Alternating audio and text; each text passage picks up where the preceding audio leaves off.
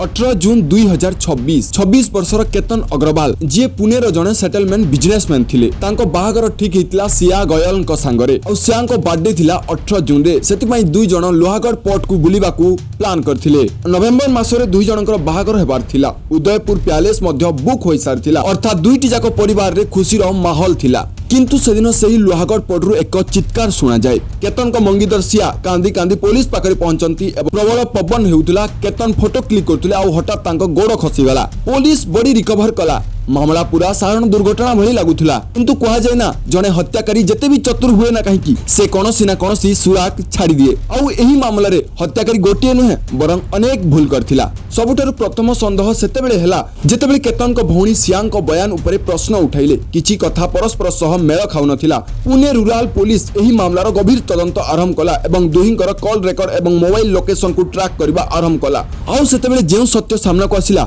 ताहा देखि पुलिस रो मध्य गोड़ तलु माटी खसीगला। सेदिन दुर्ग उपरे केतन को सह केवल सिया नथिले तृतीय व्यक्ति मध्य उपस्थित थिला चेतन चौधरी। प्रकृत रे सिया एही बाहागर रे खुशी नथिले। से चेतन को भल पाउथिले एवं केतन को निज जीवन रु सबु दिन पई हटेबाकू चाहुथिले। आउ एथि पई दुई जण मिसी एक मास्टर प्लान प्रस्तुत करथिले जहा समान को लागुतला कि आमे केबे भी धरा पड़िबु नाही। किंतु ए प्लानटी एमानकर प्रथम प्लान नथिला। एमाने आउ गोटे प्लान मध्य करथिले। तदंतरु जणा पड़ले कि लोहागढ़ दुर्गरु ठेली दबार ठीक 4 दिन पूर्वरु चेतन और सिया केतन को ऊपर एक स्नेक अटैक प्लान करथिले। सेमाने एक विषाक्त साप द्वारा केतन को कामुड़िबाकू चेष्टा करथिले जेपरि कि मृत्यु नेचुरल लागिबो आउ काहाकू डाउट हेबो नाही। किंतु सही प्लान फेल होई गला। तेबेले स्नेक अटैक प्लान फेल हैला सेमाने प्लान बी प्रस्तुत कले। जन्मदिनर बहाना करी केतन को एभली एक जगह को डाकिले जेउठारु बंची बाहरिबार कोनोसी रास्ता नथिला। लोहागढ़ दुर्गरु सेही 400 फुट गभीर खाई जेमिति ही केतन खाई कूलरे ठिया हेले सिया एवं चेतन मिसी तांकू पछपटू ठेली देले। किंतु आईन हाथ बहुत लंबा।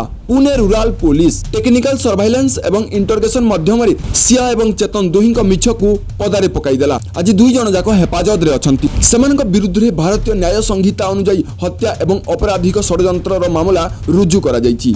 एक हस खुशीर परिवार छारखार हो गला केवल गोटे दुष्ट मानसिकता जोगु। आपनको कोन लागुछि ए दुई जन प्रति कौन एक्शन हेबा दरकार निश्चय कमेंट बॉक्स रे जानतु और चैनल को सब्सक्राइब करंतु।